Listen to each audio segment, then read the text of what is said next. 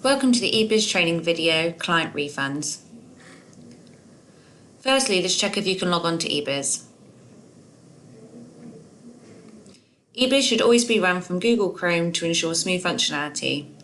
Attempting to use EBIS on other browsers such as Internet Explorer or Firefox may cause a loss of functionality or require additional steps not included in the guides. You should always ensure that pop-ups are enabled for the EBIS site.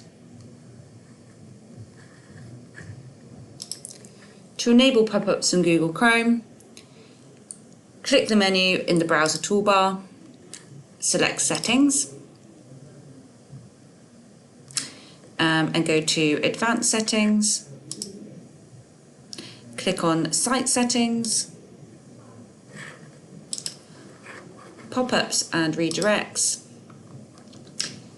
and then click Add in the Allow section and copy and paste in the EBIS web address. Pop-ups are now enabled for the EBIS site.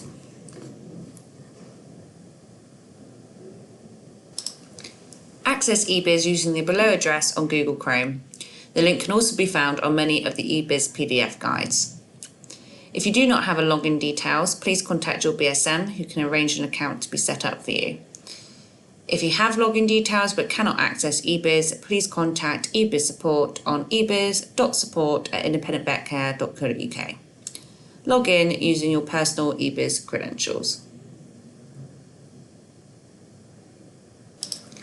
Using the web address previously provided, enter in your username and your password and log into EBIS. Client refunds are very similar in process to a CapEx request. Practices use them when they are required to refund a client via BACS or cheque. An example of this could be when an insurance company overpays a client's balance on their account. They can also be used for charity donations and ad hoc supplier payments. Ad hoc supplier payments must not be regular and must not be VATable to go through this process. From the yellow drop-down list at the top, select Enter a Client Refund and press Play. Select Download Template and then right-click and open the link in a new tab.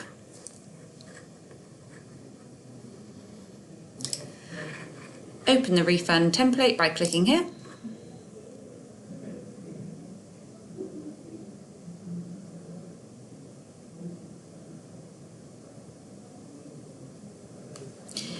And this should give you an Excel form to fill in. Always make sure that you enable editing in the top toolbar.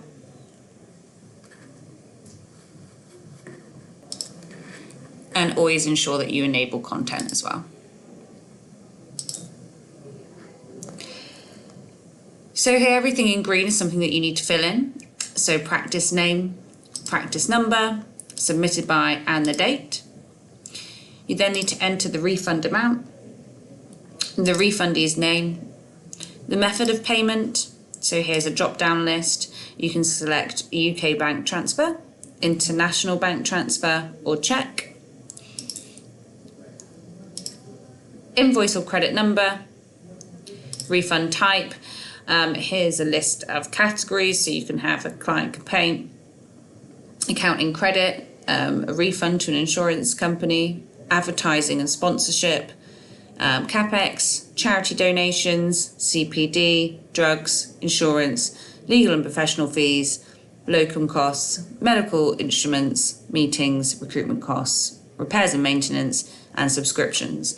If your refund doesn't fall under any of those categories, select Other. Then you need to state the reason for the refund, and then name of account number and refundee's bank account number and sort code if you are using the payment method of bank transfer. If it's an international bank transfer, it's going to prompt you for the IBAN number and BIC number.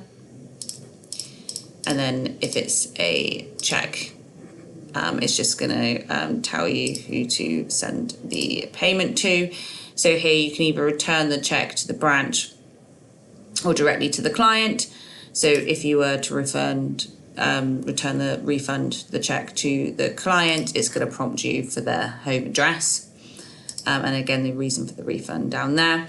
If you've noticed along the side here, every time you've completed a field, it goes from red to black. So that just ensures that you have filled everything in.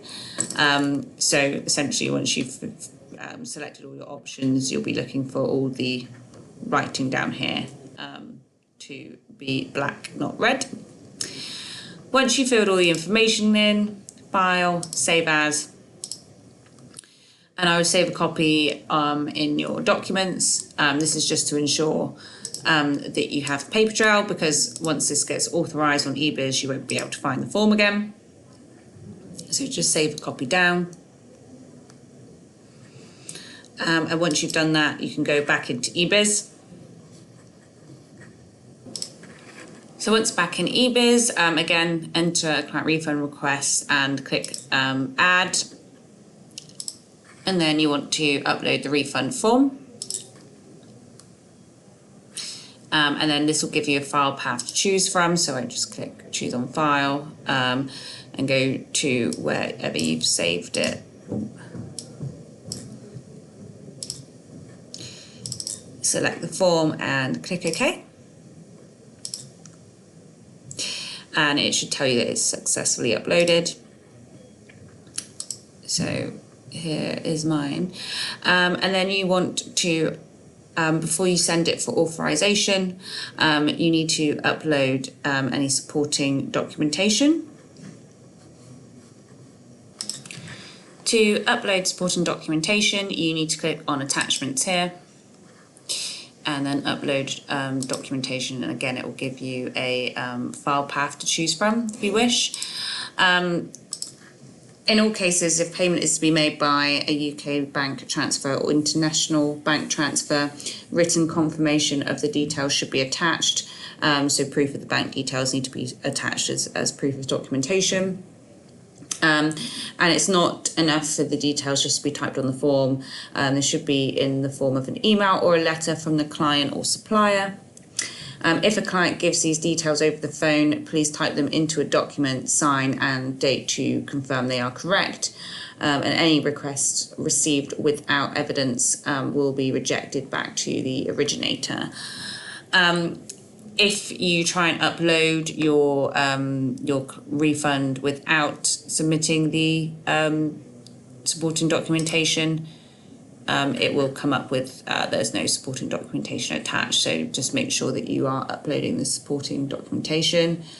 Once you've done that, you can click submit, and this will go to finance in Keynsham, where they will review your refund and process it.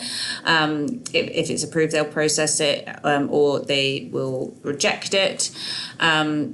Just a quick check to make sure that it's uploaded all correctly. All the fields in the client refund queue should be filled in. So you can see here's an example of the first one. Everything's filled in, so that means that it's all good to go. Where the one beneath hasn't got everything filled in, so that wouldn't be accepted. So make sure everything's filled in correctly. And like I said, it'll go to finance and banking, and if they approve your client refund, they will process it. And then if it's rejected, it will end up in a client refund rejected queue down here. Banking are really good. They should send you an email to say what's been approved and what has been rejected, and give you reasonings for why that's been rejected. If you receive the email and don't feel that the reason for rejection is explains enough, please contact the banking team here in Keynsham. Thank you for your time. Any issues with client refund requests, please refer to the user guides, your business support manager, and or your banking team at banking@independentvetcare.co.uk. For any technical queries of EBIS, please contact EBIS support at ebis.support@independentvetcare.co.uk.